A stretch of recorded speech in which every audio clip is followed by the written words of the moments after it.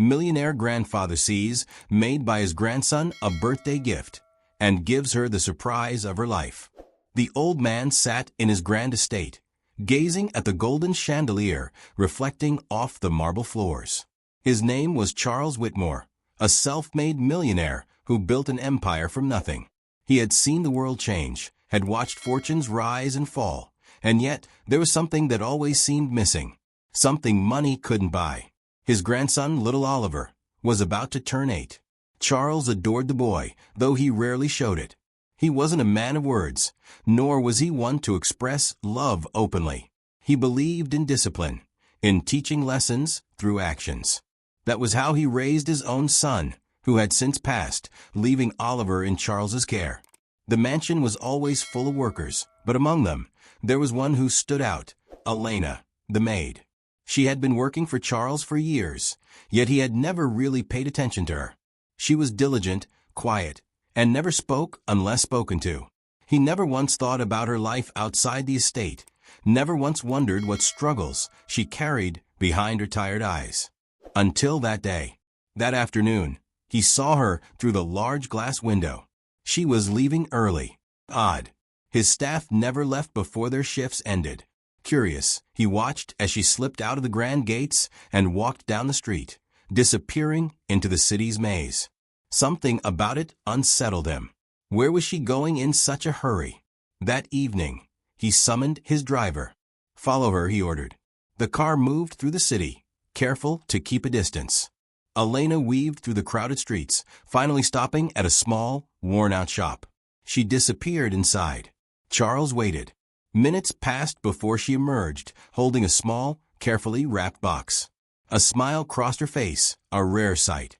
She tucked the package inside her worn-out coat and hurried away. Curiosity gnawed at Charles. Why had she gone through such trouble? He ordered his driver to take them back to the mansion. The next day, as the household prepared for Oliver's birthday party, Charles observed Elena closely. Her hands worked quickly, setting up decorations, arranging the grand feast, but every so often, she patted her coat pocket as if to make sure something was still there. As the guests arrived, Charles remained in his chair, watching everything unfold. The children played in the garden, laughter filling the air. Oliver, dressed in an expensive navy blue suit, was surrounded by gifts taller than him. But when a moment came for him to open them, Elena stepped forward hesitantly. She knelt beside the boy, pulling out the small box from her coat. "Happy birthday, Oliver," she said softly, handing it to him. Silence. The guests stared, some whispering. A maid giving a gift? It was unheard of. Charles leaned forward, watching his grandson's reaction. Oliver tore the wrapping paper carefully. Inside was a wooden train, hand-painted with intricate details. It wasn't flashy or expensive like the other gifts, but Oliver's eyes lit up. He ran his fingers over the craftsmanship, admiring it. "This is amazing. Thank you, Elena." The warmth in his voice surprised everyone. The boy, who was always showered with expensive toys, seemed to cherish this one the most. But Charles saw something else. Elena's eyes glistened, as if the moment meant more to her than anyone could understand. Something inside him stirred. A memory, buried deep within the walls of time. He rose from his chair. "Elena," his voice cut through the murmurs. "Come with me." A hush fell over the guests as he led her into his study. She stood nervously, hands clasped. He opened a drawer, pulling out an old, dusty box. He lifted the lid, revealing a similar wooden train, aged with time. "My father carved this for me when I was a boy," Charles murmured. "It was the only toy I ever truly loved." Elena's eyes widened, realizing what he was saying. He looked at her carefully. "Where did you get the train for Oliver?" She hesitated before answering. "I had it made, sir. A friend of mine carves toys. I saved for months to afford it."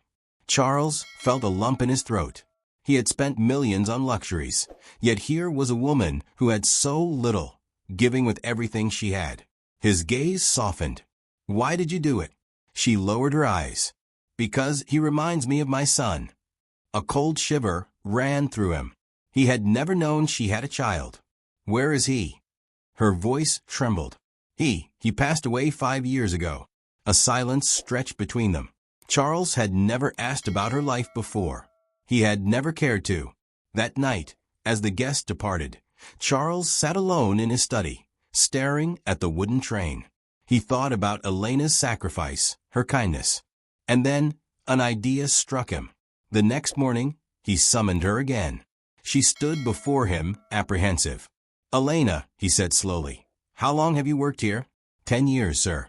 "And in those 10 years, have I ever truly seen you?"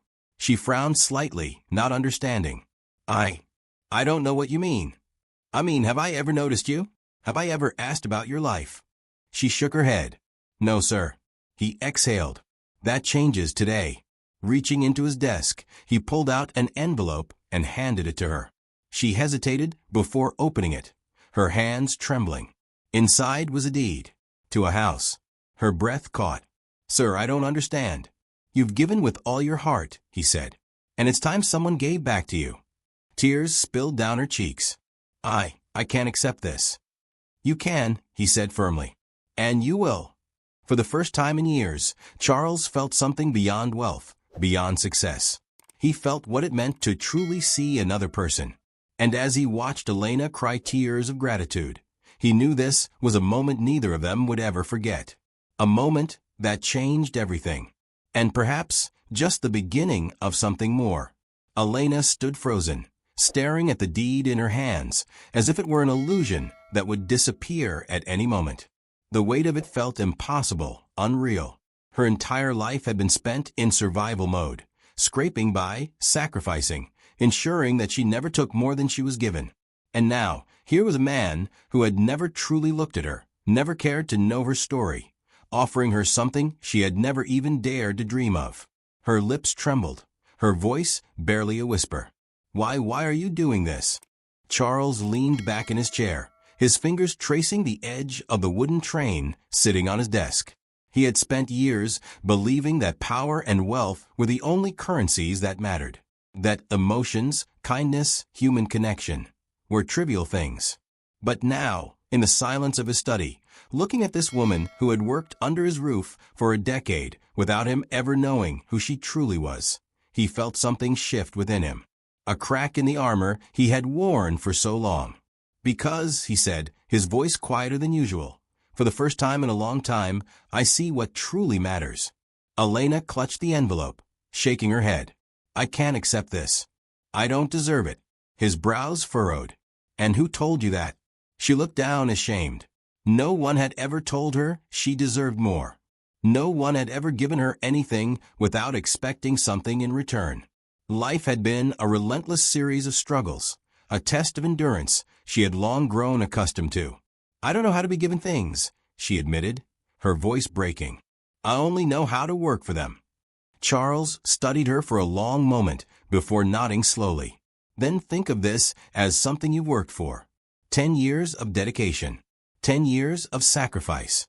It's not charity, Elena. It's a long overdue payment."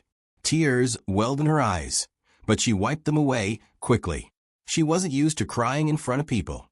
She had always been strong, always been the one others leaned on. But this was too much. She opened her mouth to speak, but before she could, the sound of hurried footsteps echoed in the hall. The door to the study burst open, and Oliver came running in, still holding the wooden train she had given him. His face was lit up with excitement, his small hands clutching the toy like it was the most precious thing in the world. Grandpa, look what Elena gave me." He held the train up proudly, his eyes sparkling. "It's my favorite gift. I don't care about the other ones." Charles let out a slow breath, watching the boy's joy. In all the years he had spent showering Oliver with lavish gifts, he had never seen him react like this. Not to the expensive toys, not to the grand parties, not to anything money could buy. Elena smiled, her heart swelling. "I'm glad you like it, Oliver." The boy nodded eagerly, then tilted his head. "Why are you crying?" She let out a soft laugh, quickly wiping her face again. "Because I'm happy." Oliver looked between her and his grandfather, sensing something important was happening, even if he didn't fully understand what. Then he turned back to Charles. "Grandpa, do you know what I wished for when I blew out my candles?" Charles folded his hands together. "What did you wish for?" "I wished for Elena to never be sad again," Oliver said with complete innocence. "Because she's the best." Something inside Charles cracked completely. The boy had seen what he hadn't. The boy had understood something far more valuable than wealth or power, something Charles had ignored for most of his life. He reached forward, resting a hand on Oliver's shoulder. "That's a good wish, Oliver." His eyes flickered to Elena. "And I intend to make sure it comes true." Elena pressed the deed to her chest, her heart pounding. For the first time in years, she felt something she had forgotten existed: hope. But just as the moment settled, a knock at the door interrupted them. One of Charles's assistants stepped inside, looking uneasy. "Sir, there's an issue." Charles sighed, his usual impatience returning. "What is it?" The assistant hesitated. "It's regarding your business. There's been a financial discrepancy, a major one." Charles's eyes narrowed. "How major?" The assistant swallowed. "It's best if you see for yourself." A tense silence filled the room. Elena took a step back, clutching the deed. "I should go." Charles looked at her, then at Oliver. He hesitated for only a moment before nodding. "We'll talk later." As Elena left, her hands shaking from the weight of the gift she had been given, Charles followed his assistant down the hall, his mind shifting back to the empire he had built. But for the first time in his life, he wondered, if it all came crashing down, what would truly be left? Charles marched through the long corridors of his estate, his assistant hurrying beside him, whispering urgent details about the financial situation. But his mind wasn't fully there. He should have been furious, demanding answers, ready to fire whoever was responsible. Yet, all he could think about was the look in Elena's eyes when she held that deed, the way she trembled with disbelief. For years, he had seen money as power, as control, as the thing that set him above others. But what if he had been looking at it all wrong?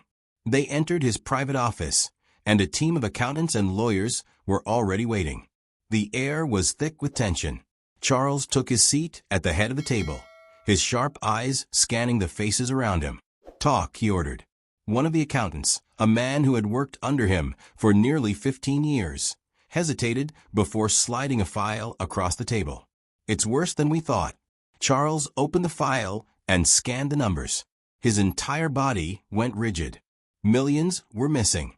Accounts that should have been thriving were drained. Projects that had once been profitable were suddenly in the red. His company wasn't just losing money, it was being bled dry. His voice was dangerously low. "Who did this?" The room fell silent. Then, the lawyer sitting at the end of the table cleared his throat. "There are signs of internal fraud. Someone close to you, someone high up, is siphoning funds." Charles's grip on the file tightened. "Who?" The lawyer hesitated. "We're still investigating, but it looks like someone with access to the core financials." A bitter laugh escaped Charles. "You're telling me someone has been stealing from under my nose, and you have no idea who?" The room stayed silent. He could feel his pulse pounding. The anger, the betrayal, it should have consumed him. But in the back of his mind, he realized something. If this had happened just a few months ago, he would have cared about nothing else. He would have thrown all his energy into fixing it, into hunting down the traitor, into making sure his empire remained untouchable. But now, he exhaled sharply. "Find them. Immediately." He stood up, signaling the meeting was over. As the others shuffled out, murmuring among themselves, Charles leaned back in his chair, his eyes drifting to the wooden train Oliver had left on his desk. The small gift that meant more to the boy than anything money could buy. He ran a hand down his face. What was happening to him? A knock interrupted his thoughts. "Elena is at the gate," his assistant said hesitantly. "She looks troubled." Charles straightened. "Let her in." Moments later, Elena stepped into his office. She looked different, not just because she had changed into a modest but beautiful dress instead of her maid's uniform, but because there was something else in her eyes. Fear. "What's wrong?" Charles asked, standing up. She hesitated, gripping the deed tightly in her hands. "I can't keep this." His jaw tightened. "We've been over this." "It's not about deserving it," she said quickly. "Something's wrong." She took a shaky breath. I think someone is following me. Charles's entire demeanor changed in an instant. What do you mean? After I left earlier, I felt like someone was watching me, she said, her voice barely above a whisper. And then when I stopped by the store, a man in a dark car was parked outside. He didn't come in, but he was watching me. When I left, he started following me. She swallowed hard. I took a longer route, and he was still there. I had to take side streets and back alleys just to lose him before coming here. Charles felt something cold settle in his chest. Did you recognize him? She shook her head. No, but something about him felt dangerous. Charles's mind worked fast. Could this be connected to his missing money? Was it a coincidence that just as his company was bleeding funds, someone was suddenly watching the one person he had just given a fortune to? His gaze darkened. You're staying here. Elena blinked. What? I'm not letting you leave until I figure out what's going on, he said firmly. You'll stay in the guest wing. No arguments. She looked hesitant, but the fear in her eyes betrayed her. I don't want to be a burden. You're not. He walked around his desk, standing in front of her. Elena, if someone is after you, it's not because of you. It's because of me. His voice softened. Please, let me protect you. For the first time in her life, someone was offering to protect her instead of the other way around. She hesitated, then nodded. That night, Charles couldn't sleep. He sat in his study, watching the security footage from the estate's entrance. He had doubled security, made sure there were guards posted at every key point. But something about all of this didn't sit right with him. Then, at exactly 2:13 a.m., an alert popped up on his screen. A black car, parked just outside the estate's gates. His stomach twisted. He zoomed in on the footage, but the driver's face remained hidden in the shadows. Whoever it was, they weren't just watching Elena. They were watching him. Charles stood abruptly, grabbing his phone. Increase security. I want that car gone. By the time the guards reached the gate, the car had disappeared. But Charles knew this was far from over. The real game had just begun.